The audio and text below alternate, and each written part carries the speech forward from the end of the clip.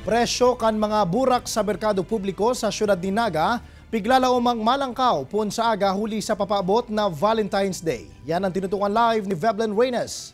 Veb?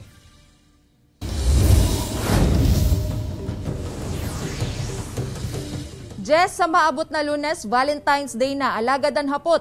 Ready na ba ang bulsa kan mga mabarakal nin bouquet? Sa merkado publiko kaya kan syudad ni Naga, maumento na ang presyo kan mga burak na sigun sa mga paratinda, kaipuhan, huli naman sa presyohan kan pigkukuan ng supplier sa Manila as in Baguio City.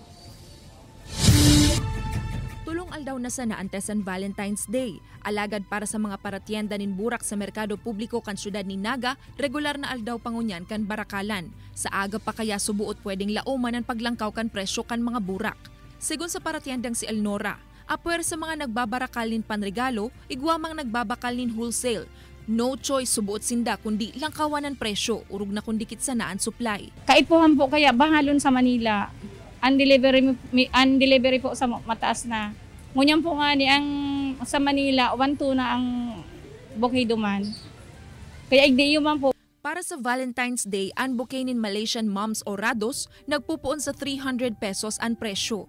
Ang herbera na sarong klase nin Daisy, nasa 600 pesos pataas. Siring man kaini ang presyo kan imported na carnation. Ang bouquet nin sunflower nagpupuon 500 pesos mantang 200 pesos ang sarong stem kaini. 500 pesos man para sa stargazers. Asin ang bouquet nin sarong dosenang rosas, nagpupuon sa 800 hasta 1,000 pesos. 350 pesos para sa tulong rosas, mantang 150 pesos para sa sarong stem kaini. Kaya po may pong mga roses na pang ano talaga paninda. Kaya nagkuka kami daw mahal na. Napoprovide pa man po kan mga parabakal. Takay po ninda talagang magregalo.